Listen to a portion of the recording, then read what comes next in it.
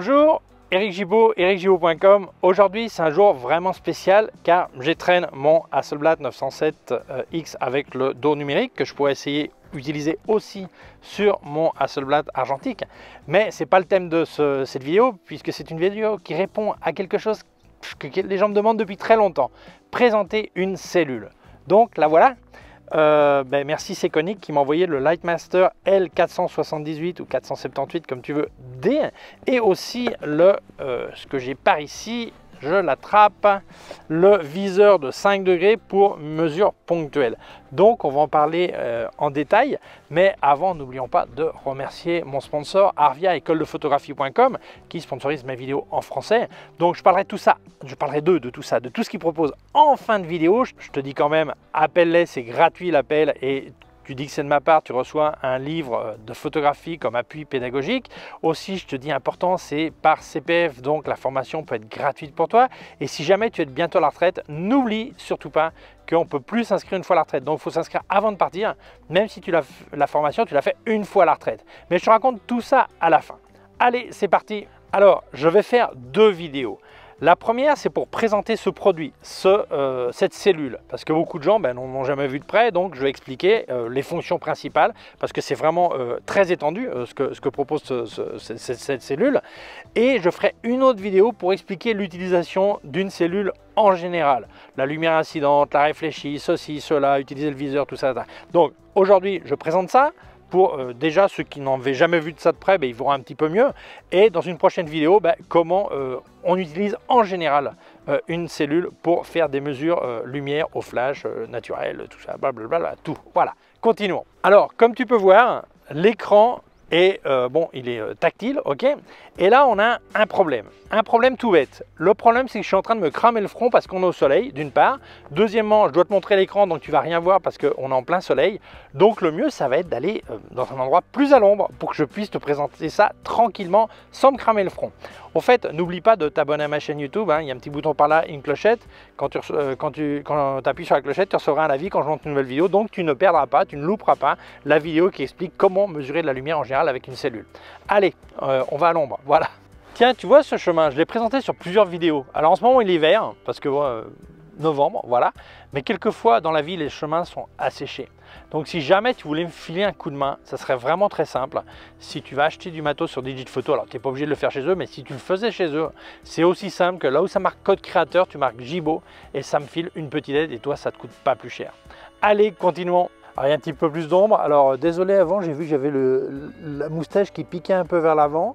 J'espère que j'ai pas rayé ton écran d'ordinateur avec. Désolé, hein. Ok, c'était pas volontaire. Là, ici, ça va un peu mieux. Alors, je vais pas te faire un unboxing, mais je vais dire quand même ce qui vient dans la boîte. Alors, d'une part, la cellule avec un petit étui pour le protéger. Tu peux aussi le passer par la ceinture de ton pantalon si tu veux, voilà, ton ceinturon ou comment tu veux l'appeler, voilà. Alors, il y a aussi une dragonne qui vient avec, le truc typique du photographe qui a ça qui pend en cou. C'est normal, ou directeur de photographie, ils ont toujours ça autour du cou. Alors, à ça, il faut rajouter un petit manuel limité qui vient, un petit mode d'emploi de démarrage. Donc, je te conseille d'aller sur le site de Sekonic et télécharger directement le manuel complet, le mode d'emploi complet, parce qu'il y a énormément de fonctions. En plus, ça t'indique comment télécharger une application, puisque tu peux gérer à distance cette cellule pour installer des profils, en fait, tu peux installer des profils qui correspondent à des choses que tu as pu préparer sur l'app de ton ordinateur pour l'installer dessus. Par exemple, tu utilises tel appareil photo ou tel schéma ou tel truc, tu peux l'installer. À ça, je rajoute qu'il te vient inclus un protecteur d'écran qui est en fait anti-reflet, c'est très utile, bah oui, surtout quand on est en plein soleil, voilà. Et pour l'accessoire optionnel du viseur 5 degrés, eh bien, tu as une petite housse qui arrive avec, voilà. Donc voilà, c'est ça, voilà. Alors, on va faire la petite visite physique. Ici, en haut, il y a ce qu'on appelle la sphère. La sphère, elle est, on peut la sortir ou la rentrer. Alors pourquoi? Si tu vas faire une mesure pour un objet qui va être tridimensionnel, une personne par exemple, eh bien il faut essayer de capturer de la lumière de la même manière, donc tu vas prendre comme ça. Par contre, si c'est une mesure pour quelque chose de plat, un cadre par exemple, ou quelque chose de plat, eh bien ça peut être rentré. Ou par exemple, tu fais la mesure sur plusieurs flashs et tu ne veux pas les mesurer un par un, c'est-à-dire qu'en éteignant les uns après les autres, tu fais simplement la mesure en visant vers le flash, vers chaque flash, et donc ça ne va pas polluer les uns sur les autres, donc tu peux faire la mesure comme ça. Voilà, donc ça serait ça. De ce côté, tu as un bouton mémoire. Ici, tu as un connecteur micro USB. Ça sert à quoi? Ben, c'est simplement pour connecter à l'ordinateur, pour actualiser le firmware ou mettre les profils, comme j'ai dit avant. Dessous, tu as un connecteur, ça s'appelle PC, parce que tu veux peut-être brancher directement un flash dessus pour faire la mesure exacte. Il y a certains flashs qui font la mesure comme ça, ok. Et le déclencher aussi, si tu veux, ça dépend du flash que tu as, ok. Normalement, non, mais bon, tu verras que certains, ça s'utilisait beaucoup avant, surtout. Et après, tu as le bouton pour allumer. Ici, tu as le bouton menu. Ici, tu as le bouton de mesure. Et qu'est-ce que j'allais dire d'autre que j'ai rien oublié? Ben oui, si tu veux le faire qui marcher, il faut mettre 2 piles triple A. Voilà. Donc voilà, on a fait la visite du propriétaire, comme on dit. Donc c'est un petit appareil qui prend pas trop de place et qui va faire des petites merveilles au niveau calcul de lumière. Alors, ils ont plusieurs modèles de 478. Celui-ci, c'est le normal, mais il y en a un qui est spécifique, qui permet, spécifique, tu peux l'utiliser pour tout, mais si tu l'utilises avec des déclencheurs Pocket Wizard, ça permet de gérer les Pocket Wizard depuis là, donc de gérer la puissance de tes flashs, ok, à distance, ok.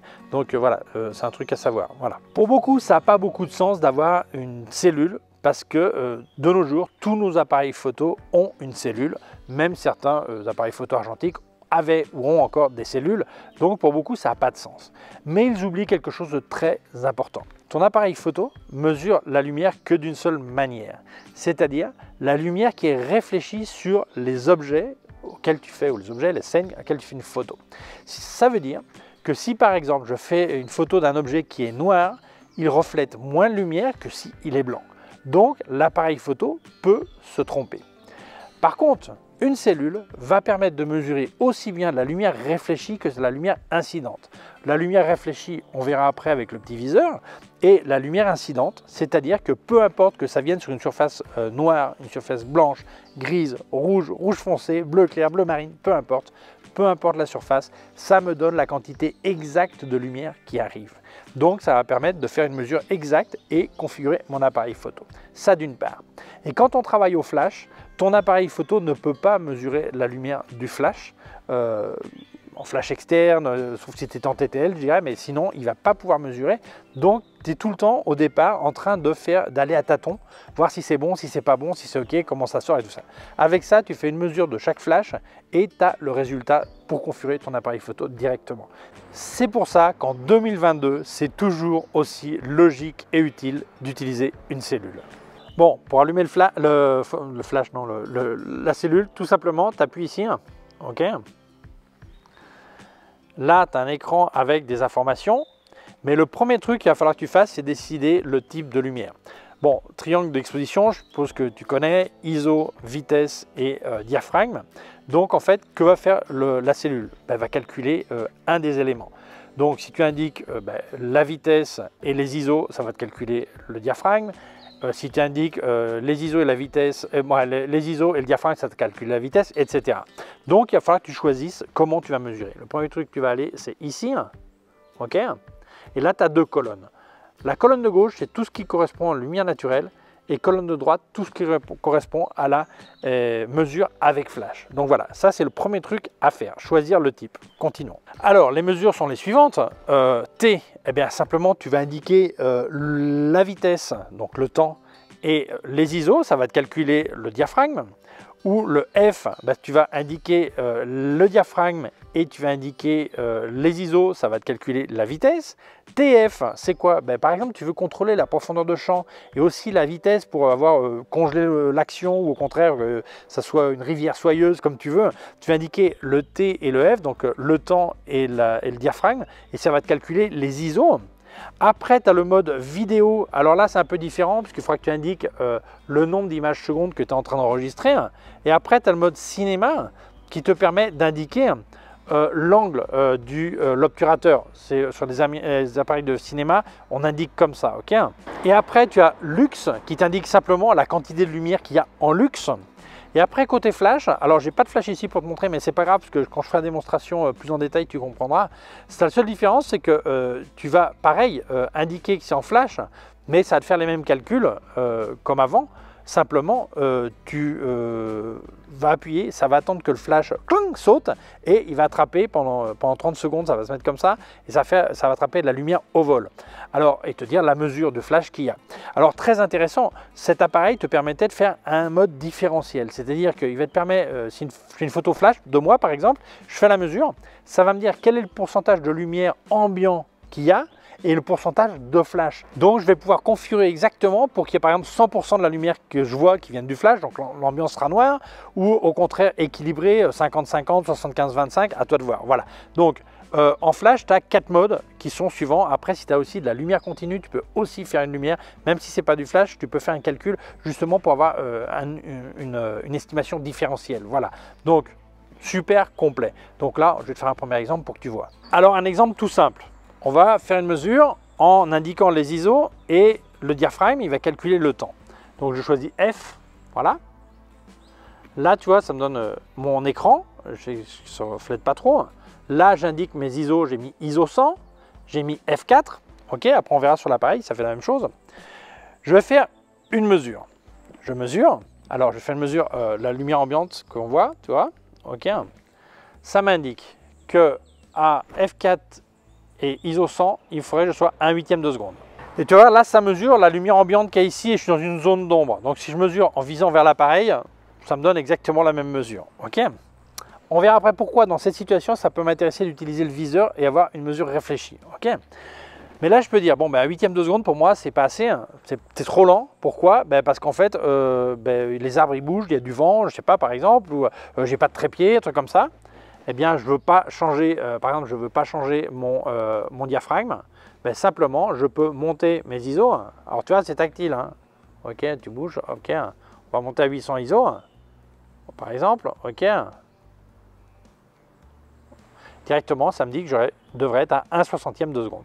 Comme tu vois, là, j'ai la mesure réelle, indépendamment de sur quoi c'est réfléchi. Parce qu'en fait, il y a des zones claires, des zones d'ombre et tout ça. Donc, ça me donne la lumière réelle qui arrive. Voilà. Alors, on va faire un petit exemple tout simple. Je vais faire une photo du sol qui est sombre et donc ça reflète une lumière, on va voir, on va voir ce que propose l'appareil. Alors moi, ça me dit que ma lumière, je crois que ça n'a pas changé d'avant, F4 ISO 100, 1/8 de seconde, ok.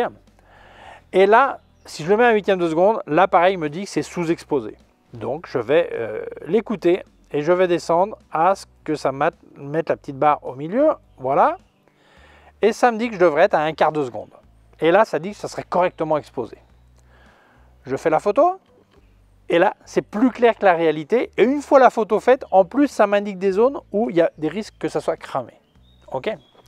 Donc, je vais voir si ma cellule avait raison. Je vais donc me mettre à 1/8 de seconde, comme m'avait demandé. Ok, on va mettre 1/8 de seconde.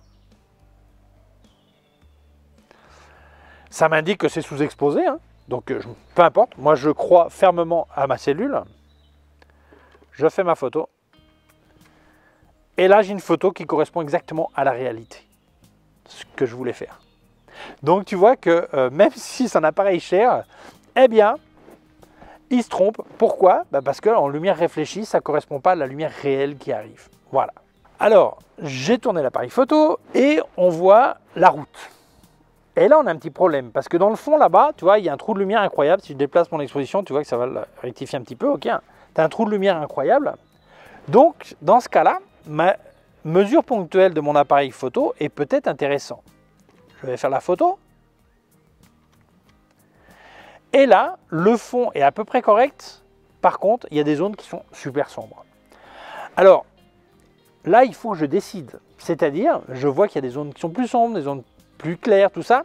Si je veux mesurer avec mon appareil photo, il faut que je fasse plusieurs photos ou orienter différentes fois mon appareil photo, que ça me donne différentes mesures pour décider ce que je peux sauver, les hautes lumières, les ombres, s'il faut que je fasse un HDR, c'est-à-dire plusieurs photos que je vais ensuite empiler. Alors, HDR, c'est pas les couleurs bizarres, hein, c'est vraiment augmenter le rang dynamique. Connaître ton appareil photo, savoir ce que tu peux récupérer ou faire un HDR et tout ça, il faut que tu prennes la décision. Avec ton appareil photo sur pied, ben, t'imagines le bazar. C'est là qu'intervient le viseur. Donc, en fait, ça, tu peux l'orienter comme tu veux. Hein. Si tu es en train de faire une mesure et tu veux mesurer, tu l'orientes comme tu veux. J'ai oublié de te le dire avant. Voilà. Donc, je vais virer la petite boule, la petite sphère, ok. ok, et je vais placer ce viseur. Ok.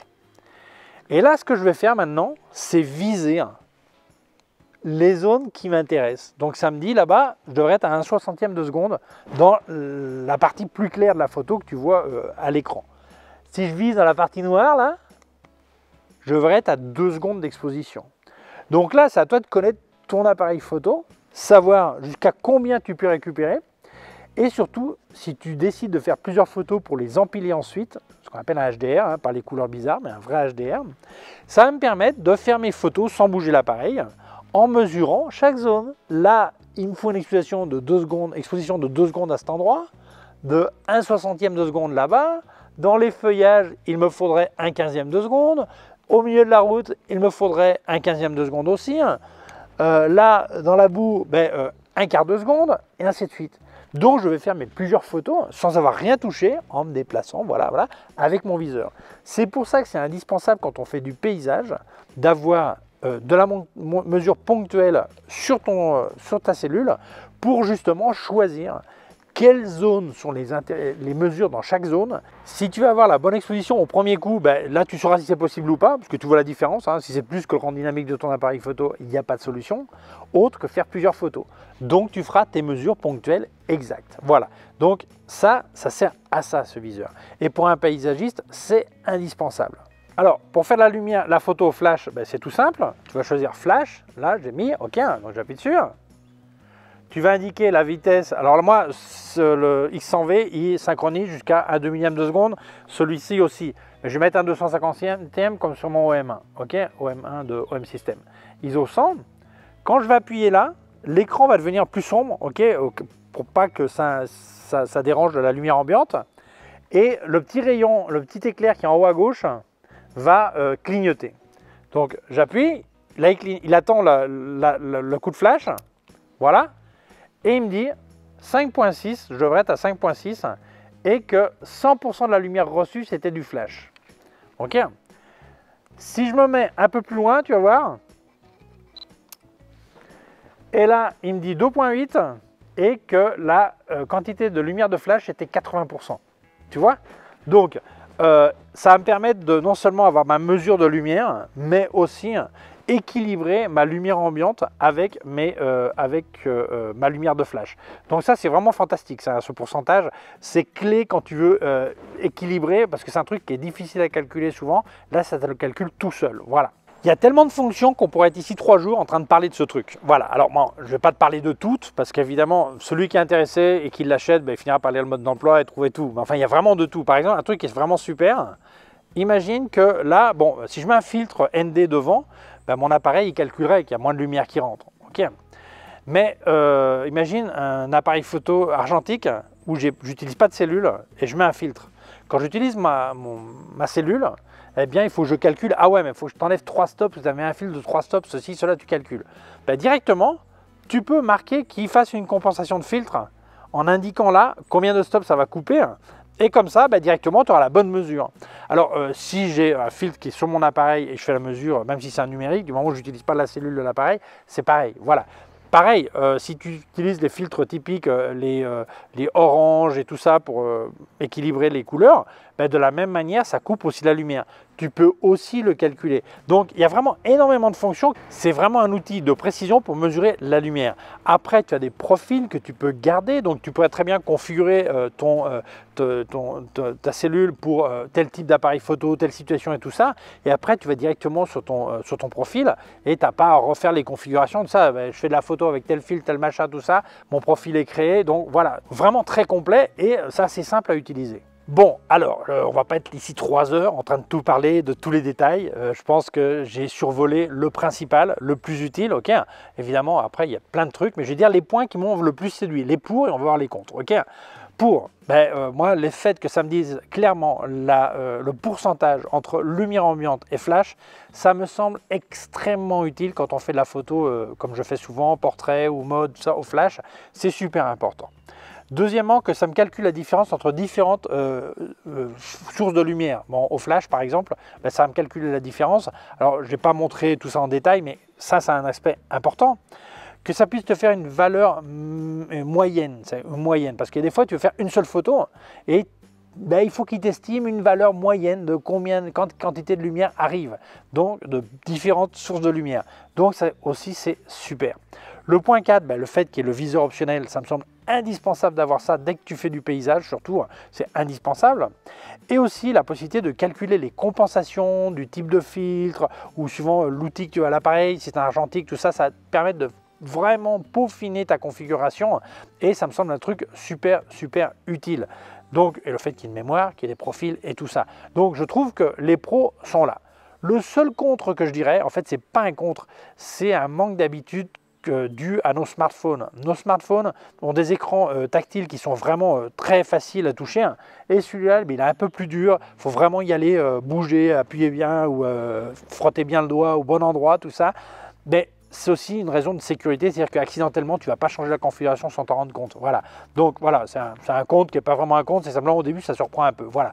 Donc moi, je pense que c'est un outil qui est complètement recommandable. Donc si cet outil t'intéresse, je te laisse en description un lien où est-ce que tu peux l'acheter. Donc mille merci à Sekonic de m'avoir envoyé cet outil de précision, je vais l'appeler comme ça, cette cellule. Merci à toi d'avoir vu la vidéo, mais n'oublions pas d'abord de dire merci à notre sponsor Arvia, écoledephotographie.com, qui te permet de te former à la photographie à distance, donc par internet, 4 types de cours, depuis devenir amateur averti jusqu'à professionnel avec un bac pro. Des cours qui durent entre 8 et 12 mois, suivant ce que tu choisis. Tu vas passer 10-12 heures par semaine. Bon, certains passent 8, certains passent 15, ça dépend des gens. Les professeurs sont des professeurs diplômés en photographie, donc c'est par Internet. Les exercices pratiques, tu les envoies sur la plateforme, ils corrigent, ils prennent rendez-vous avec toi virtuel pour t'expliquer, te corriger, tout ça. C'est vraiment un truc super complet. Alors ça passe par le CPF, compte personnel de formation, donc ça peut être gratuit pour toi. C'est l'école la plus cotée de photographie, 5 sur 5, la meilleure note de toute la France. Donc c'est pas mal quand même, ça fait plus de 10 ans qu'ils font de ça, hein, qu'ils font de la formation. D'ailleurs le parrain de l'école, c'est Yann Arthus Bertrand, La Terre vue du ciel, donc une référence je dirais. Alors aussi important, si tu vas partir bientôt à la retraite, inscris-toi avant de partir à la retraite, parce qu'une fois à la retraite, on ne peut plus s'inscrire à un CPF. Par contre, on peut s'inscrire avant d'être à la retraite et faire la formation une fois à la retraite, même 1 an ou 2 ans après, il n'y a pas de problème. Alors quand je parle d'Arvia, je donne toujours un petit truc en relation avec ce que j'ai présenté. Alors le truc, il est tout bête, Quelquefois, on est pour des raisons X, quelques temps sans faire de photos ou ne pas avoir besoin de sa cellule. C'est très important, moi je te conseille, quand tu ne l'utilises pas, de retirer les piles. Parce que si jamais les piles bavent dedans, c'est un appareil qui est quand même assez cher. Donc c'est vraiment dommage pour une pile toute bête, surtout qu'on ne l'utilise pas tous les jours, pas forcément, tu vois, c'est le genre de photos que tu fais. Donc c'est important, n'oublie pas de retirer les piles. Donc je te recommande de contacter Arvia, je te laisse leur site web, leur email et aussi leur téléphone. Le téléphone c'est gratuit, contacte-les, ils préfèrent qu'on les appelle par téléphone, comme ça ils répondent tout de suite à tes questions et à quelconque doute, ils peuvent te répondre. Et je te conseille de le faire de ma part, Éric Gibaud, parce que tu reçois en appui pédagogique un bouquin, excellent bouquin de photographie. Voilà. Donc, merci Arvia, merci à toi d'avoir vu la vidéo. Si tu penses qu'elle peut intéresser d'autres personnes, je t'invite à la partager sur les réseaux sociaux. Si tu ne l'as pas encore fait, je t'invite à t'abonner à ma chaîne YouTube. Il y a un petit bouton par là et une clochette. Si tu appuies sur la clochette, tu recevras un avis quand je monte une nouvelle vidéo. Mon site web ericgibaud.com/fr pour la version en français. Mes cours de photographie en vidéo, ericgibaud.com/fr/cours en ligne. Si tu as une quelconque question, tu peux laisser un commentaire dessous. Je laisse aussi des liens de mon matos sur Digitphoto. Alors n'oublie pas, si tu achètes chez eux, comme à l'écran, là où ça marque code créateur, tu marques Gibaud et ça me file une petite aide. Je laisse aussi des liens de tout ce que j'ai testé de KF Concept, Soundmark et les Flash Westcott. Et aussi un lien de mon compte PayPal au cas où tu voudrais faire un don. Merci beaucoup, prends soin de toi et à très bientôt. Ciao.